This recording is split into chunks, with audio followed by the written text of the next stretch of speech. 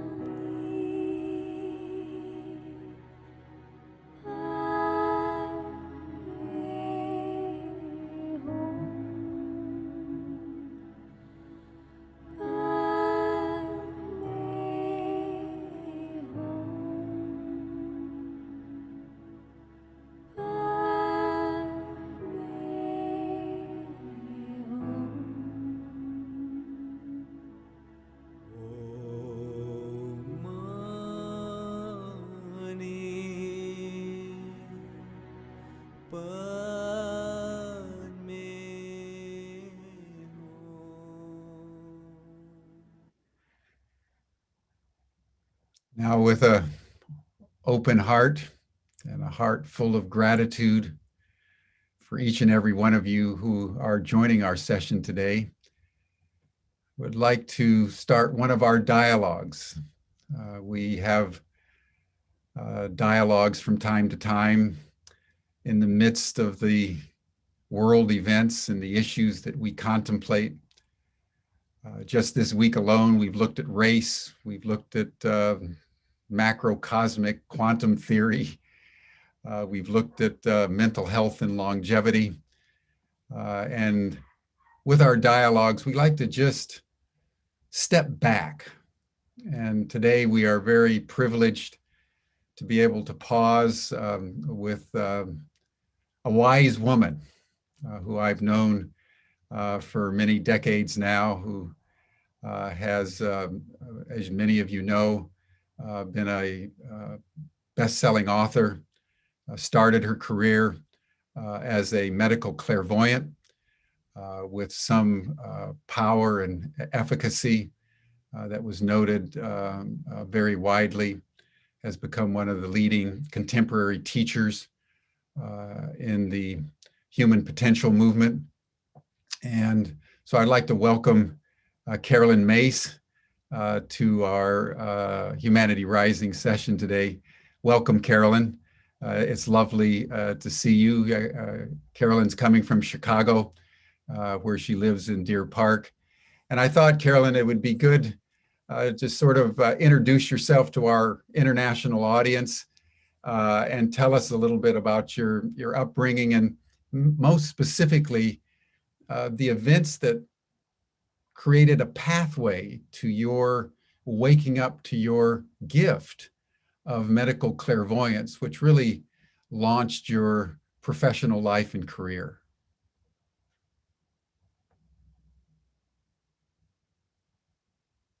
Hi. Okay. Am I good? Yeah. Hi. Good to be with you, Jim. Thank you. It's nice to be with everybody. I'm going to, where do you begin with that? I started out wanting to be something I have no talent for, which is a fiction author and a journalist. And then, so I went to school for that. And then I decided after school, and this was a significant part, so I don't want to take you too far into my background. But after I started out as a journalist, I had this awareness that I didn't know how to think very well, that I knew the writing skills, I knew academic skills, but that my capacity to actually think beyond myself had not been trained properly. And I remember specifically being at the corner of North Avenue and Central in Chicago, and I was on my way to pick up a friend for dinner. And I stopped the car and I said this prayer and I said, I need to know how to think past my limitations, to get into something other than myself. And I couldn't figure out, should I go on for graduate work in philosophy or graduate work in theology? And it was this deciding point. And I suddenly knew I should go on for graduate work in theology. And that night, I picked up this friend of mine and I said, I need a graduate school in theology. And she said, well, I happen to know one. And believe it or not, we drove right to that graduate school that evening. And I walked in, it was Loyola. And I walked in and I just stood there and I see a light open underneath an office door. And I knocked on it, and it was the door of Sister Carol Francis Jagan, who at the time was the chairman of the Department of Theology at Mundelein.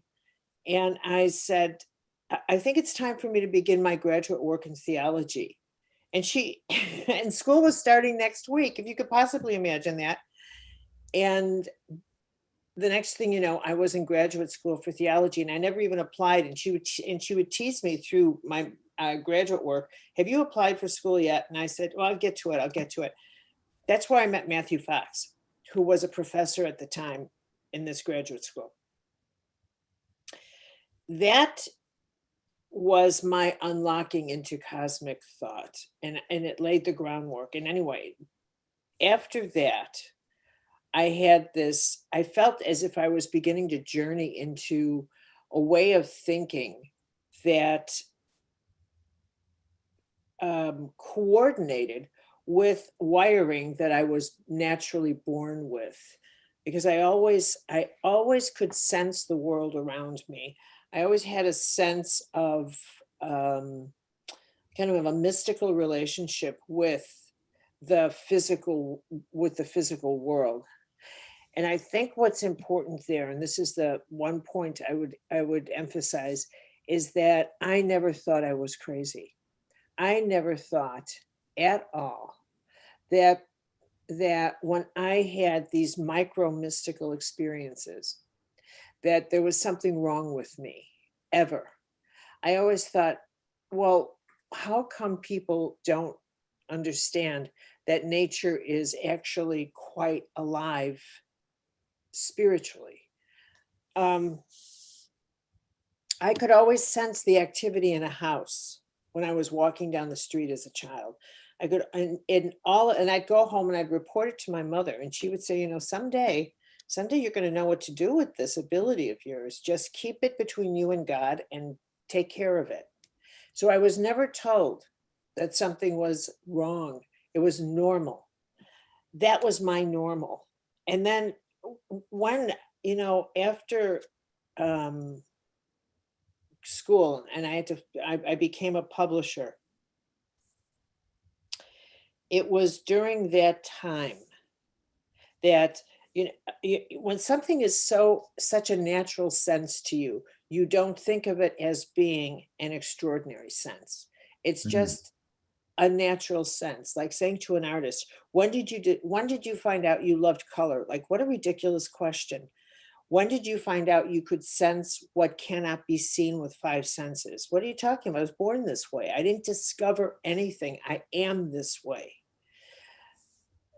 But when I was a publisher in my early 30s, it's the inner alchemy in me reorganized itself in a way, and it focused on how it responded to the word, how are you feeling? And I could sense how someone was feeling. And I could interpret the energy field. That's the way to put it. Which I did not intend to follow as a profession at all, ever, because I've never wanted to be involved in healing. I never wanted to be involved in people's aches and pains, ever. But I ended up going to a conference, and I met Dr. Norm Shealy, who is my dear friend, my mentor. He's a neurosurgeon out of Harvard. He's the founder of the Holistic Medical Association. He's an incredible human being. And so this goes back now in 1983. And someone said to me, you know, that doctor over there, he's fascinating. He studies people who are medically clairvoyant. And even the word made me recoil. But I went up to him and I said, you know, Dr. Shealy, could I talk to you? And he said, what do you want? And I said, well, I think I kind of have that kind of ability. And he's peeling an apple and he's sitting there looking at me. His glasses are down at the edge of his nose. And he said, how good are you? And I said, I don't know. And I actually thought, and I really don't care. I'm just telling you this as a matter of conversation. And he said, can you tell me if someone has a disease that I can't see? Because I can get a lot out of, you know, blood tests. And I said, I don't know, really, I don't. And he says, okay, I'll call you sometime. About 2 weeks later, I'm in my office in New Hampshire, where I lived at the time. He's in Springfield, Missouri, in his clinic. He's got a patient in his office, and he calls me up and he says, okay, do you want to try this? And I remember sitting up in my chair, and I've got a pile of manuscripts. We'd started the publishing company already. I'm the editor. And I said, oh, Dr. Shealy, okay. And he said, what kind of information do you want? And I said, I don't know. I've never done this at a distance. And I said, just give me the patient's name, age, and permission. And instantly, I saw concrete in the esophagus, and the person had esophageal cancer. And that began our relationship. After that, I was fascinated with, wow, that was not bad. And he was intrigued. And that was the beginning of my, what I would call, journey into the nature of the soul. Being medically intuitive was never of interest to me. It was never fascinating to me. What was fascinating to me, because that reading energy is just makes sense to me. We live in an energetic world. We've entered the age of energy. Our energetic senses have exploded. We should think of ourselves as living in an animated, active hologram that is constantly bringing in data and constantly processing. We do not understand our bio-spiritual ecological system at all. And we need to realize we are living in this extraordinary time of adapting from a horizontal world in which we think things, when we're so accustomed to thinking in terms of yesterday, tomorrow, hour by hour, to realizing we're shifting to vertical consciousness and living in this hologram of energy. We get that, and that we get up in the morning and we plug ourselves into our energetic community. First thing we do, we can't be away from our energetic community. Even when we walk into the bathroom, I see kids with their phones. They just can't detach from this energetic orbit in which they now dwell. But that's also true of your internet. You have an internet system that works exactly like the internet system. It's a duplicate. One is the network of the soul, and the other is the network of the energetic technology world. They actually mirror each other. And if I want fast forward on my work, that is what I have come to really deeply understand, is the profound transition that we are living through now. Is this transition from really a very primitive way of understanding ourselves as five sensory physical, to really getting that the nature of God, the nature of the divine, is really law, universal law. And that the same law that governs nature is the same law that governs our bio-spiritual ecological system of life that is our body. And we are micro earths that dwell within the macro earths. And truly the mystical law, what is in one is in the whole, is we are living that. And if I've learned anything in my career that began as a medical intuitive, is that it eventually took me into this deep and profound journey of what is this world behind our eye? What is this power that we have? What is this era of co-creation in which we are living that is really challenging us now to recognize that every thought we have packs a creative punch? And how do we reconfigure life according to the co-creative mystical laws, and that are really the incarnation of divine power within our form? So there we are. Does that help? Yes. Well, you certainly went from the outside in to the inside out. Yeah, well, there you go.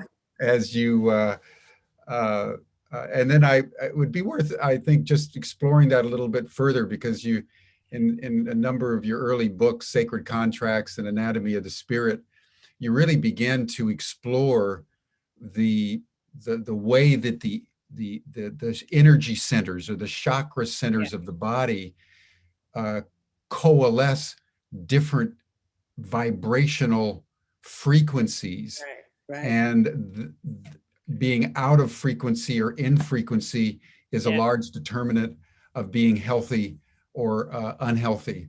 Well, Would love to have you comment just a okay. little bit more deeply on Well, that, because it's such a powerful way of understanding our humanness. well,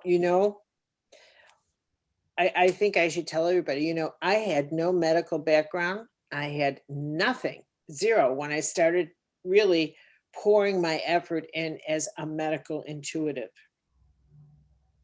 I had no idea that the soul was a busy worker bee, that it was this creative force, that it was our life ally.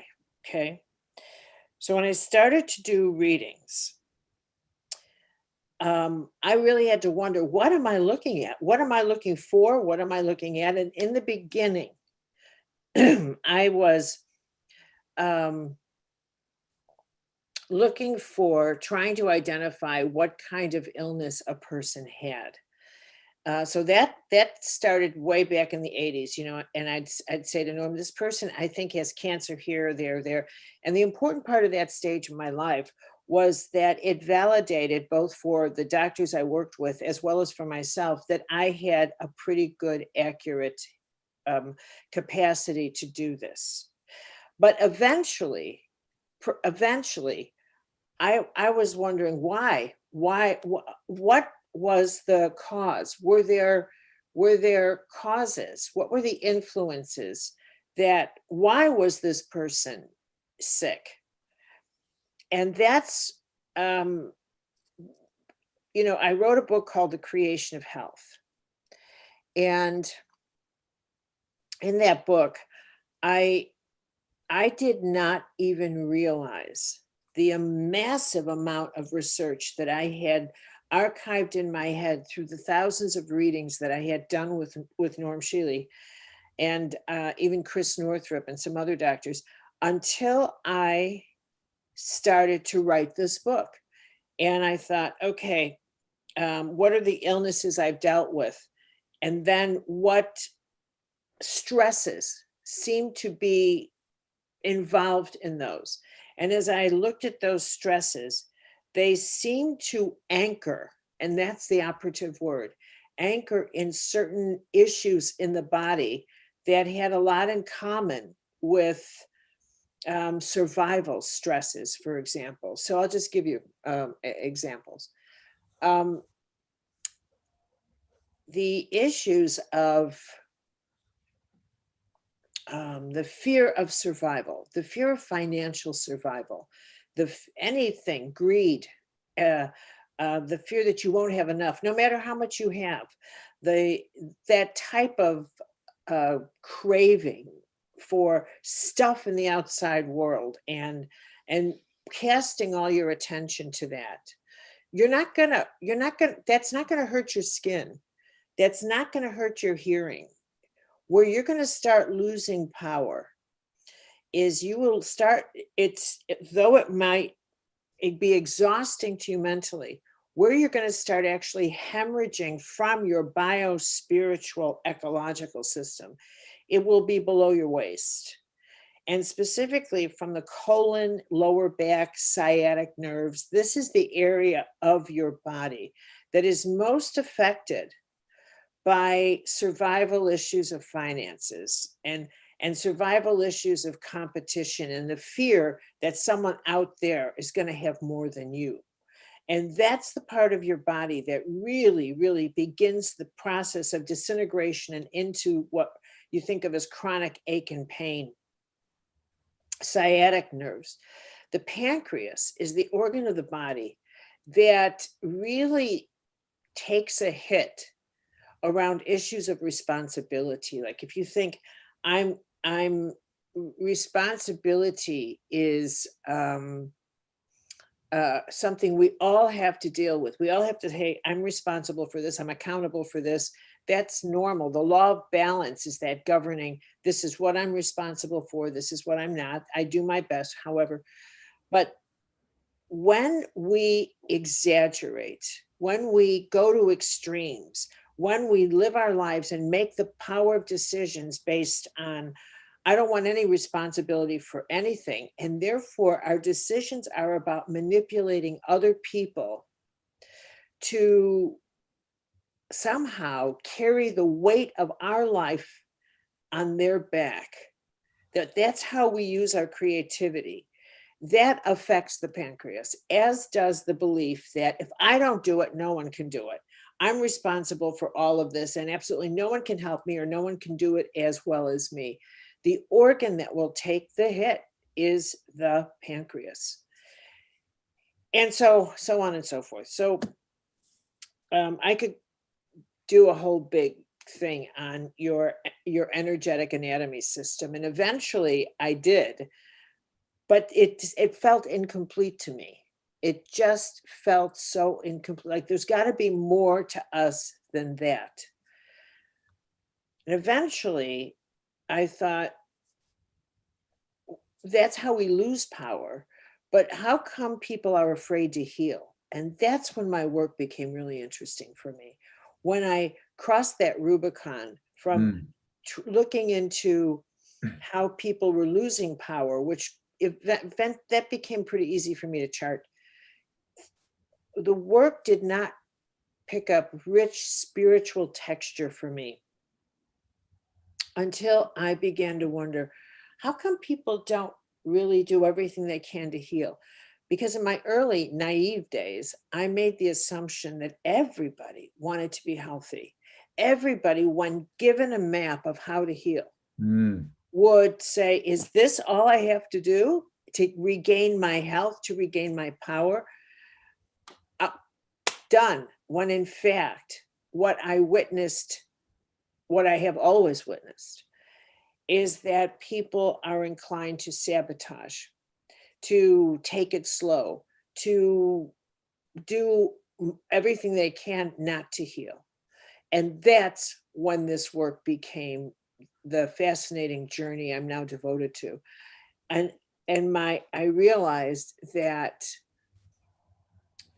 the issue that I was dealing with was not health, but power and the management of power.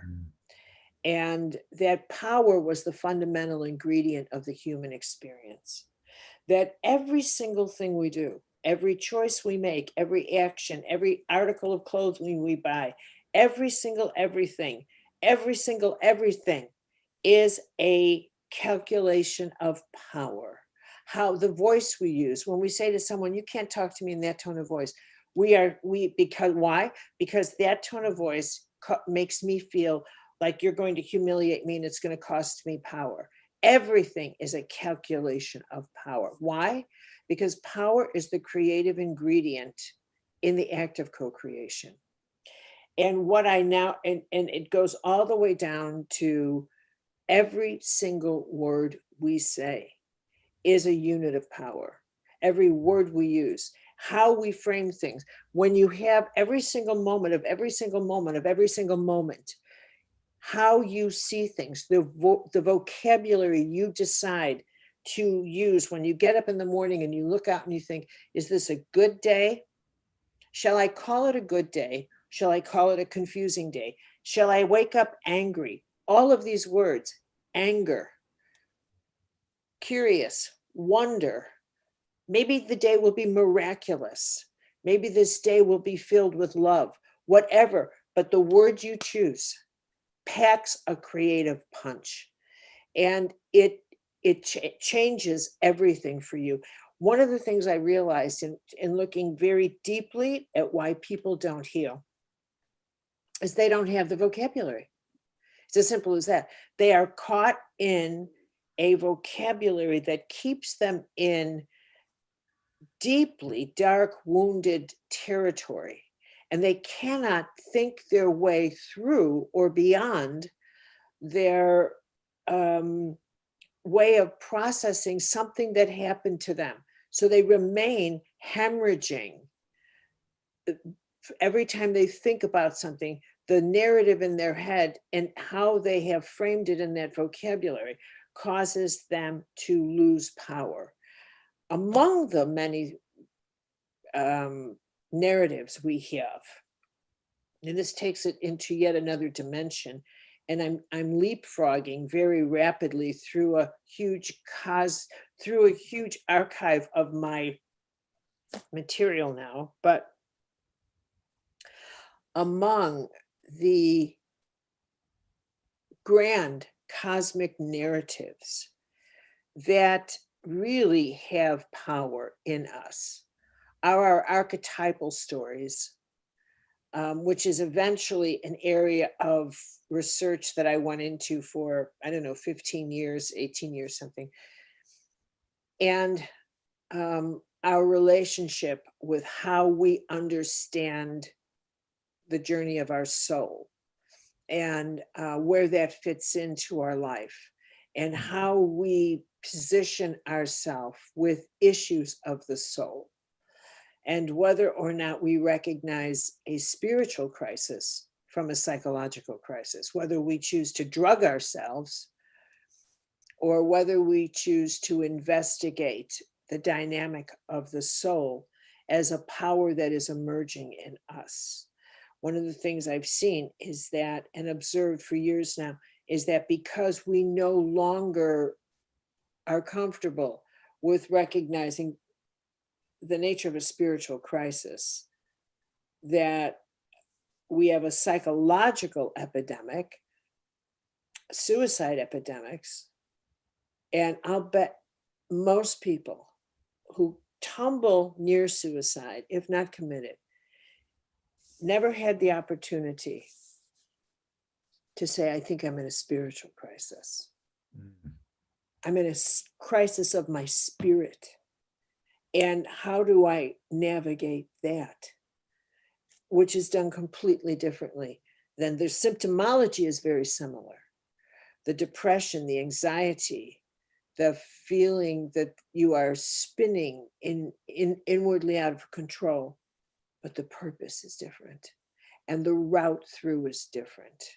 Like the dark night of the soul. I'm doing a whole thing on the dark night of the soul on my site because on my classes, because I know that the contemporary dark night, I think our society is in a contemporary dark night, totally. Is so incredibly present. And the stages, if they were understood, you get through because you know there is a map to this suffering. It isn't random. You're not being victimized. I'm on this journey. Now tell me how to get through. My work has also taken me into, I've observed miracles, healings right in front of me in my workshops. So my journey has been long and incredible. So. Yes, it has indeed. And as someone who's read, I think, most, if not all of your books, tracking your journey just through your written material has been a pathway of illumination. Let's move now, Carolyn, to your sense of the pandemic in relationship to the profound insight you had in terms of why people don't heal. We're in a global wound, I would say, with this virus. We're in one of those unprecedented events where everyone in the world is experiencing the same thing at the same time. And it's not a global celebration of oneness. It's actually a common experience of a viral infection that is killing people all over the world. And so I'd love to hear your sense of the sort of the etymology of the pandemic and how you understand it in terms of its message to planet Earth at this time in relationship to your clairvoyance, your study of the archetypes, and your study of human wounds. Well, you do not ask small questions, Jim Garrison. To that, I would say this. I'm going to back us all up, and I want to stretch the imagination of your audience, and I want to imagine that I'm putting us all into this elevator, and no, I want everyone to imagine a building, and that when they walk into this building, it's got, let's say, 24 stories to it. And that this building is their life. It's a metaphor for their life. It's their life. That once we're born, you are a structure just like a building. There are certain pieces that are in place. Once I was born, my DNA was affixed. Everything, there's certain things that were a given. I was born in Chicago. Nothing could change that. No, there's no amount of anything, no amount of prayer, no amount of anything that could say, actually, I was really born in London. Nothing. That was a given. So that's the frame of the building. And what happens once you are a building is that there's certain things that are immovable. That's it. You're done. You've arrived. From that point on, life is a journey about internal movements in the building. What floor do you want to see your life on? What floor? Every floor that you go in that building will offer you a different view of the same building, the same address. But every floor, you get to see a wider and wider, incredible view of what you couldn't see in the lower level in yourself. But just like anything else, every time you go up a floor, it's going to cost you more. The rent's higher, the mortgage payment's higher, and the vista is more incredible. You can't hear the sounds of the earth that much. The sounds of the upper atmosphere become cleaner. The air becomes cleaner. The sights you start realizing, oh, look at all the people out there. Oh my gosh, there's this, there's that. I can see the stars at night better. And when you come down to the first floor and you say to people, do you know what? We live near a river and I can see the mountains. They'll say to you, I don't believe a word you're saying. Because they can't see it. And it's the same exact address. From where they're sitting, all they smell is the garbage in the street, the loud noises. They need to have bars on the window so they're safe, but you don't, because when you get in and you go up there and you're on the 24th floor and you're in a penthouse. And from where you're sitting, you see stars. They can't see stars on the first floor because the sky's too smoggy. And it's the same address. That is exactly what your life is like inside. And every floor, you get to see a different perspective of exactly what we're talking about. The perspective gets broader, bigger. You stop seeing the faces of people and you begin to see principle. You begin to see the wide ranging. And pretty soon you are in the world of archetypes and symbols because that's all you can see from that big height. There's a lot of people that will say, I'm not going any further than the 7th floor. That's it. I don't want to go that high. I don't like it. It's frightening. I don't like it. I like things where I can touch them. I want to stay lower ground. I want things to be exactly the way I see them. Because if I get any higher, then I have to incorporate the whole. And that's too much for me but keep this metaphor in mind. Jim asked me about the pandemic. So from the first floor, it looks like this horrible virus that's infecting it. I never look at anything on the first floor. That's where everything's made up. And that's where everybody gets to make up their own. That's Fox News. That's where you get the worst of the worst, and everything is subjective. And that's where, oh my God, all these vaccines, and they're poisoning, and they're putting in, I don't even know what that's called, putting in like, what do you call those things? Trackers. And all kinds of this. The first floor is where everybody makes up everything, which is why it's chaos central. And if I'm doing a reading on you and I look at your first floor, that's where I see all the stories that create what I call your suffering. Where's your suffering from? Where's it? What are the things you believe they have absolutely no truth at all, but they're destroying you? They destroy your relationships. They destroy you. They fill you with fear, but I can break it all down. There's no truth to it at all, but it's all there on your first floor. Your second floor too. Those lower floors are nothing but trouble.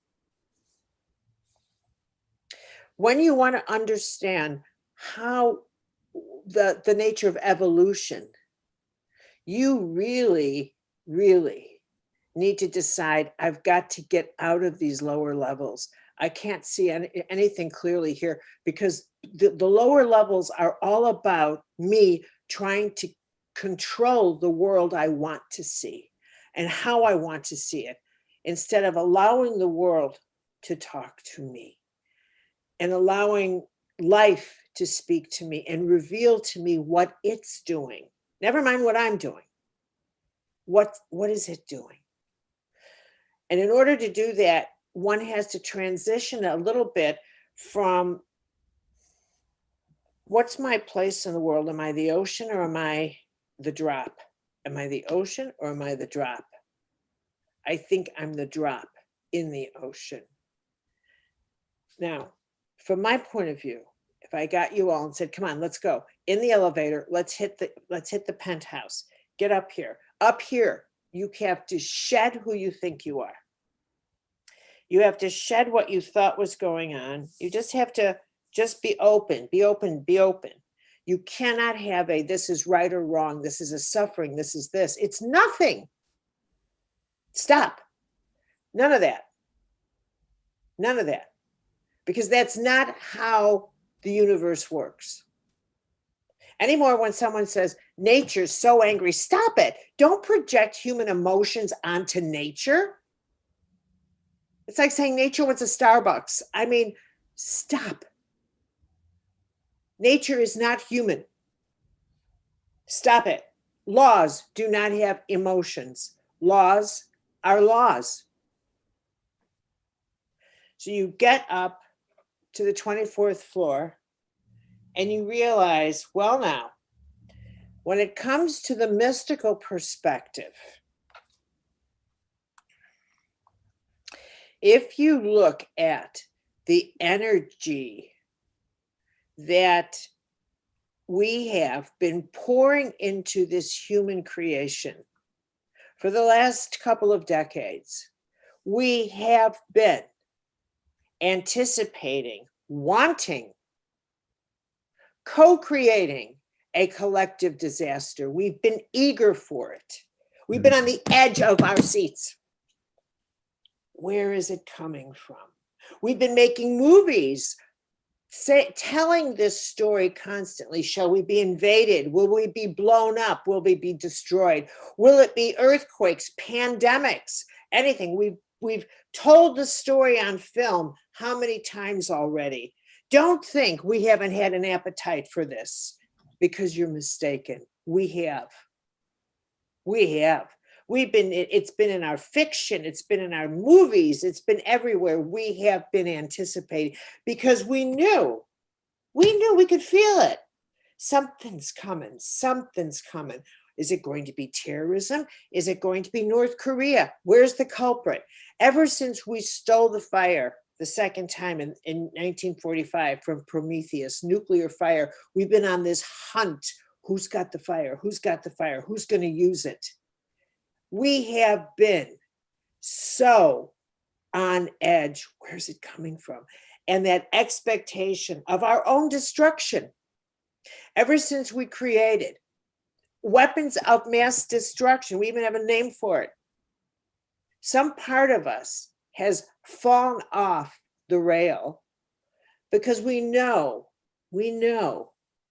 that we have created something whose destructive power we cannot outrun. And the only way we can possibly survive is to become creatures incapable of using the very weaponry we've created. And yet, the predatorial streak in us is such that we see it everywhere. The eagerness for mass destructive things in us almost makes us drip with glee, because that's really who we are. That's really who we are. We created in our films, we paid big bucks to go see the world destroyed. We have been anticipating this. The pandemic for me is God's way, is it's organic divinity. It's organic divinity at its best. It's literally the eruption of us confronting our fear of our own destructive capacity with the benevolence of the divine, with this message that says you are all in this together. And you need to find a way through. This one pandemic will lead to another and then another. We are on a trajectory of transformation. This takes it out of the hands of politicians, of weaponry, of bombs. And it's giving us a chance to find the humanity in ourselves again. To discover that we all die together or we all live together. Something was coming. We were actually embracing that something, because something has to get us over this inability to look into where we know we need to go, which is that impulse of holism that is burning in us. It has been downloaded into us. Become whole. It is the message in your bio-spiritual ecology. Your body tells you you are one whole system. When you're ill, you want to treat your whole system. And yet, we refuse to take that micro and make it the macro law.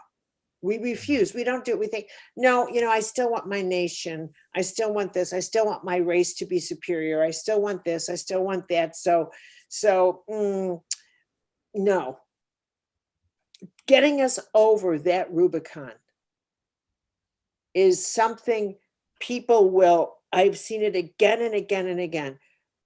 Holism is a great idea, but it's not a living practice. It's the same reason. Why don't people heal? Because the idea of becoming whole is terrifying. It's terrifying to people because whole is conscious, and conscious means I will work with the light. And people like the cover of darkness, and that is something in us we do not own and admit. So what do I think of this pandemic?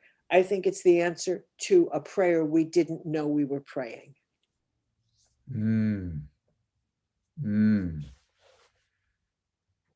Beautifully put.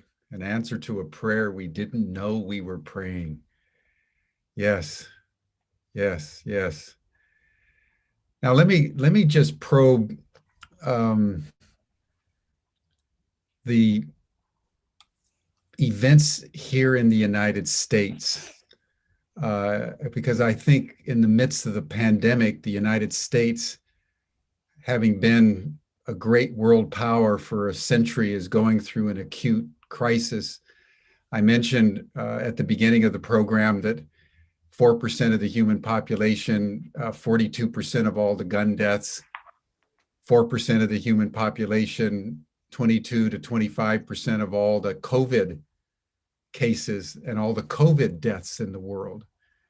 There's Mhm. some deep, deep dysfunction going on in the great power that under normal circumstances would be leading the world toward a solution, as we did in the First and Second World Wars and through much of the 20th century.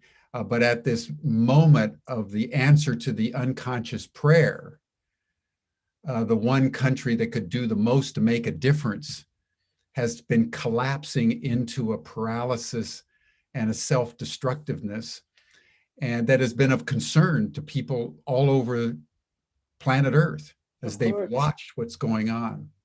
So I'd love to have you share, Carolyn, how are you as an American, as a clairvoyant, as a someone on the 24th floor, how are you understanding what's going on in the United States right now? Well, it's very heartbreaking for me, but not surprising. Well, I don't know if I want to say that really. It is heartbreaking. I am, again, I think that if you really know human nature, what is shocking to me, and I don't shock easily, is the depth of racism in the United States. The Mm. depth of it, the ferocious amount of racism, and how many people think this country is destined and supposed to be ruled by white people, that it is a white country. And when in fact it was the first global nation, and in fact it has such a beautiful population, I mean, I'm shocked, and I am increasingly horrified and I'm ashamed to say I feel like I'm late to this party, but the work of Isabel Wilkerson Cast and her genius work, that is, and the work of many other African American authors who are highlighting the suffering of what the African American race has gone through in this country, at the hands of the white race, determined to keep it in its place. Okay, so that's one thing. I think that this country is going through a gutting of it's paying its butcher's bill, in a sense. Mhm. And that if it is to it's going through its stage of humiliation, humbling, purging. And if you look at the mystical process, Jim, you know that purification is an essential stage. And that in order for us to join the global community, we cannot come in that Bolshevik way that who we were in the 1950s and 60s, telling all the other nations of the world what to do. We can't do that. So from an evolutionary point of view, there is a humbling that is taking place here. And it's a humbling based on the fact that there has been such hypocrisy at work within the tenets that gave rise to this birth to this country: equality, freedom, etc. And what we're looking at is that, in fact, in potential, the potential of this the documents of the Bill of Rights, of the founding principles are so sterling and so incredible, but they have not been lived up to at all, which makes the pain of the crimes internally so horrific. Mm. But if they can be exposed now and purged, and somehow this, because balance of power, we live through this balance of power. It will reshape this nation, and the old dinosaurs that, you know, this is a second Civil War, and all those white Southerners under McConnell, who's like Jefferson Davis, who simply will not release that South. They will not release. Look what they're doing in Georgia. You can get arrested giving someone now a bottle of water while waiting to vote. These people are trying to turn back the clock, anything right in front of our eyes. They're choking. And how in the world could this country have ever put a freak like Trump in office? And yet it did. And yet it did. Mm-hmm. A man who said, I'll bring you right back to the good old white days. The good old white days. Because everybody could sense this nation was changing, that we were losing the ground beneath our feet, that this coal had to change, that we have to go into the solar age. We have to go forward. But fundamentalists of all kinds, economic fundamentalists, oil fundamentalists, religious fundamentalists, all those racial fundamentalists, all of those fundamentalists locked their claws into the ground and said, no, I'm not going. And so that essentially, if I take you to the 24th floor of the building, this is a tug of war now between the fundamentalists that say, I'm not going into the solar age, which is SOLAR and SOULAR, and those who remain in the fossil age, people of the earth, of the ground, of five senses, who refuse to give up, but they will lose because they can't fight evolution. They will lose. And they're going to get purged. They're going to die out. They will die out. And the solar creatures will win. Because that one new solar generation after another is pouring in. So these old dinosaurs, they will die out. And they're doing their best to hold on to their lives. And I actually got a call 2 weeks ago from a billionaire who said, do you remember me? And I said, yeah, I do. Yeah.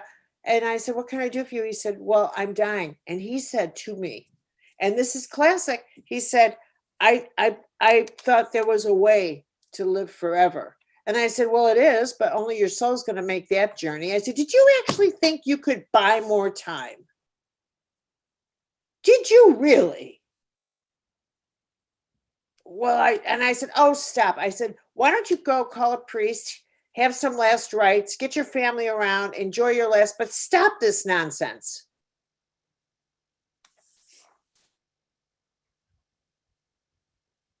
Anyway. Extraordinary. Extraordinary. Yeah, the wealthy think they can buy it all. But you see, you see it, that archetype of power. At some point, it's not wealth. It converts to power. Exactly. And they can't bear to empower other people, because then if you have power, you'll be able to make a decision that changes my life. And I can't let you have that. So it's not wealth for them, it's power. And they absolutely cannot bear to empower those who have no power, because then they realize you'll be able to do the legislative thing and change my life, which is why they're becoming so even more ruthless and frightened now. Yeah. Well, it's so striking, that when I asked you about the United States, you talked about talked about race. If you had to pick what the one iconic image coming out of the pandemic, it's the death of George Floyd. Oh my God. And somehow in the depths of that wound is the pathway to redemption. He must, And the struggle that's going on in this country right now, and the prayers and the anguish, as since George Floyd, numerous Black men and women have also been killed yes, by white police officers, etc. You can feel kind of the agony of the public consciousness in the United States, and the agony since these protests and racism exists all over the world. But it's this issue of race that is now coming up and front and center and putting itself in all of our faces to acknowledge, not only as Americans, but as citizens of the world. So I think what you're saying, Carolyn, is profoundly true and needs to be noted by all of us. And of course, that's been one of the major themes of Humanity Rising as we're moving forward. We're going to be doing a panel just this next week on the issue of reparations, and the fact that Evanston, Illinois, yes, is the first city in the United States to offer reparations in relationship to slavery. So that's very, very profound. And I think it's within this context that I want to just note that, in the midst of all this, in the midst of the pandemic, in the midst of the crisis of the United States, you've come out with a book on prayer. yeah. I would love to have you share both the synchronicity of the timing and the relationship that you discern between prayer, the pandemic, and this extraordinary rite of passage through which the human race is traversing. I don't know if there's a relationship between prayer and the pandemic for me, but it just happened to. But I will say this, that I have come to believe very deeply that there is, well, I know, let me say it this way. I know I do not have any belief in this off-planet God that's floating around Earth and flies in and saves us from our worst instincts and any of that, which is very much like the religion I grew up in, with that kind of imagery. That has long gone, and I credit my career as a medical intuitive, because the more that I was able to access a micro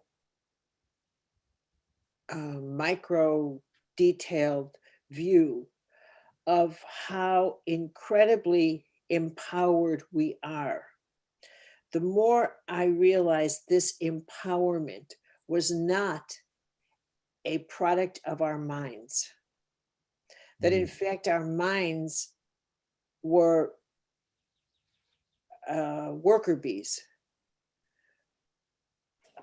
but that the actual power base in us was the soul, and that the soul was so misunderstood somehow, as at least so far as I could see, that it was not realized to be this co-creative breath of ourselves that we into every thought. It is the source through which we animate the choices we make, and that these choices we make are ongoing, and they have co-creative power forever. And that this is the reason I finally realized people are terrified to make choices, because deep in their intuitive holy system they know I am threaded to that. And this is karma. So even the tiniest choice, even the tiniest response, there is a mechanism in them that says, you haven't prayed about this choice. Do you want to make that? Even though they cannot hear it. But I have finally seen it. And that is why, as I ventured into the soul, my whole relationship and understanding of co-creation in this universe, I realized the nature of God is law, transcendent.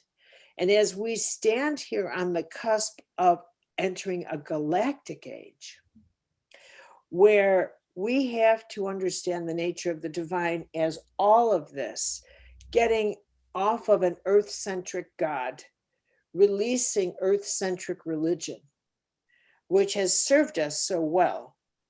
But now we have to emerge as galactic spiritual beings into a cosmic, that the only kind of theology, it would be an organic divinity that understood mystical laws as the nature of God, and law is law.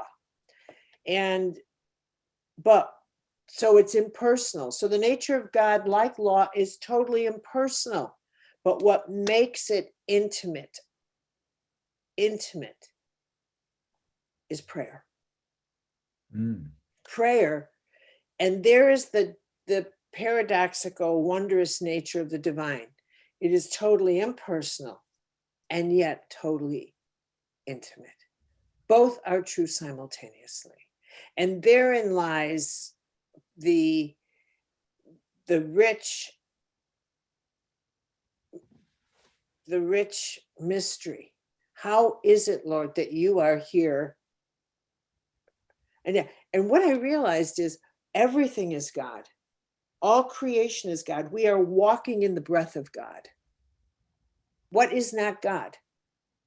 Are you going to say it's out there, or that tree is God because you think that's nature, but this desk is not nature? What are you talking about?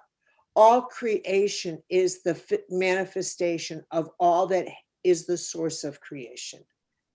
And when you finally get that, you realize I'm walking in the breath of divineness. Now, whether or not I want to get to the 24th floor of my building and actually get that is a different thing. Because then I realize I'm living in a sea of grace. And then I get that the use of the word energy is for amateurs. Energy is for people who can't hold together, who are not yet able to live full time within the sacred. They've got to keep it in their mind. They've got to keep it by ritual. They've got to keep it by, I'll just breathe. I think it's breathing. No, it is every single action you take. It is every single choice you make, whether you are gracing this moment with your choice. If you think choices are so powerful, then you better damn well live that, because you know that every choice you make is either gracing this human being or you're not. And you better get past the point where you think it's in what you make and eat and how you recycle and all that nonsense. It is truly the capacity you have to examine your shadow and to see each human being and how we live in every single way, and even how we interpret this moment in evolution, and whether or not you decide at the first floor to take everything personally and decide I'm the center of the universe, or whether or not you decide to crawl up the floors in yourself, sometimes on your hands and knees, to get out of your own shadow and to get to the place where you realize this universe wasn't built for me. I'm going to be here a short while and then I'm out of here and it's going to go on. So my job while I'm here is to learn the rules, not make up my own. I will learn the laws, not make up the laws, not tell myself I'm an exception to the laws and tell myself, oh, I'm so special. You're not special. Get over it. Nobody's special. This is all about all of us getting. We breathe together. We owe each other the best of ourselves, because I know every choice I make is impacting you. That is a high level theology. And living at that level is a very different quality of consciousness. I'm not interested in whether or not you recycle and you're organic and vegetarian. You don't, go away with that stuff. That's for amateurs now. Mm. Now you have to start living the mystical laws of co-creation. Are you praying with me? Are you praying for everybody? Because if you're not, I don't want to talk to you. Because you are not at that level of actually getting the power of your soul on the internet. Because that's the power of grace.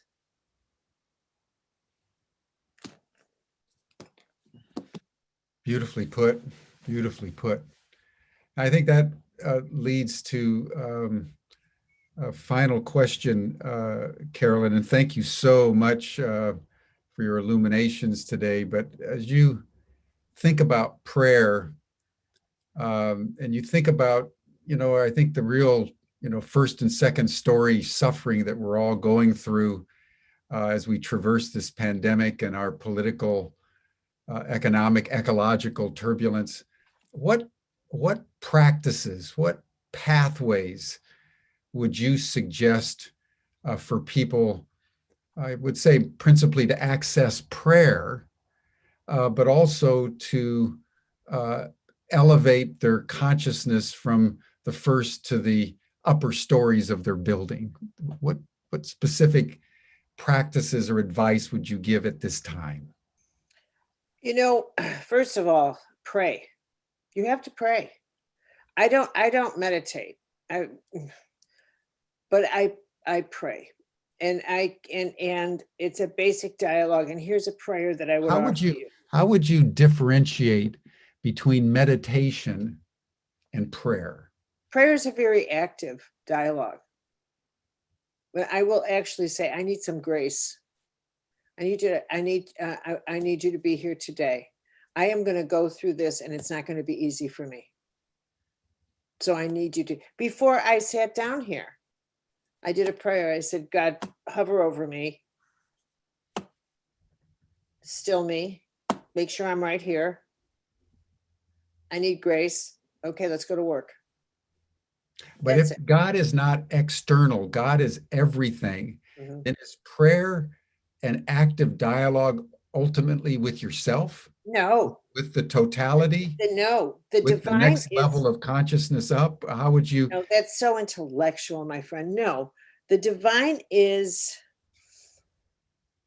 you know what, we can't package it. And I think that's part of the frustration, but it is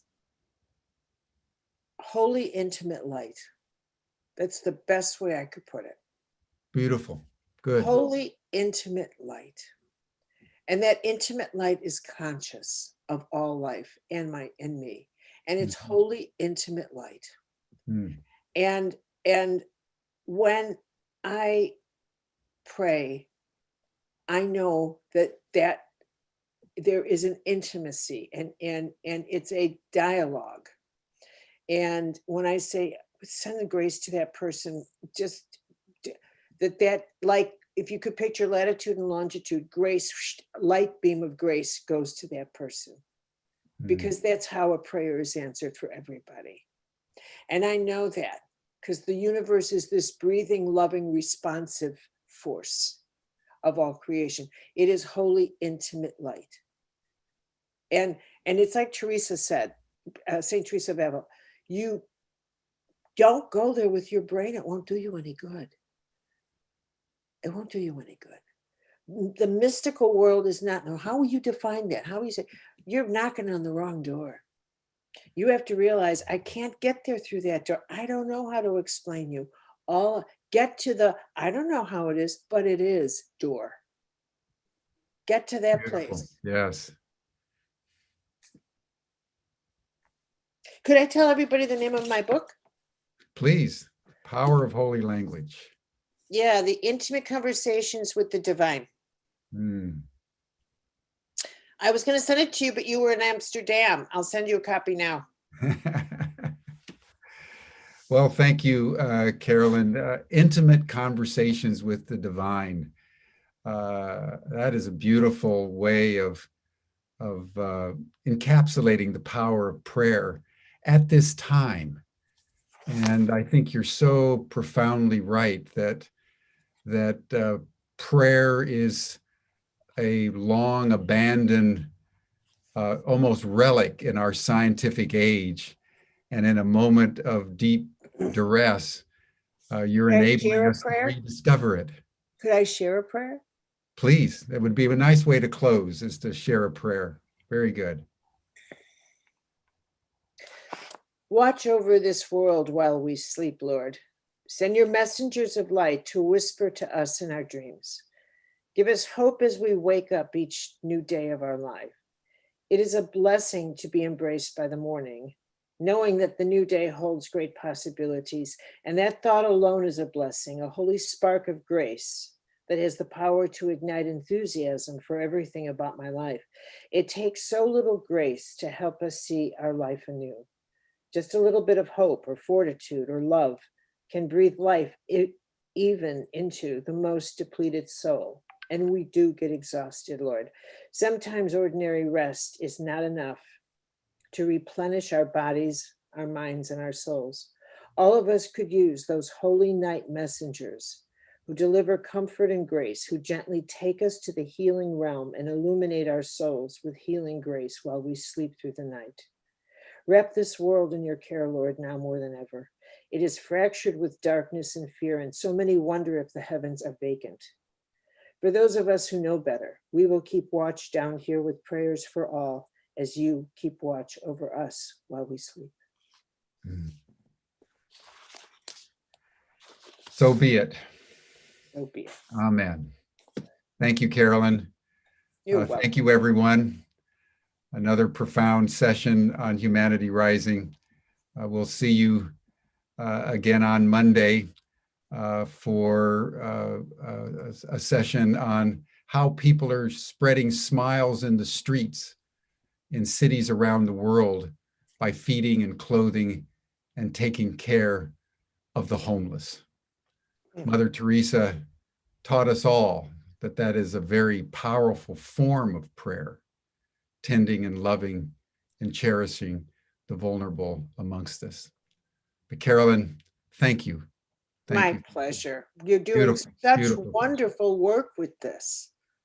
As soon as you said that, I thought I have to be on that. I want to listen to that because I'm so devoted to taking care of homeless people. I thought, oh my word, what a beautiful thing. That was the only thing we could think of that would be fitting to follow your illuminations on prayer. Thank you, everyone. See you again on Monday. Bye-bye.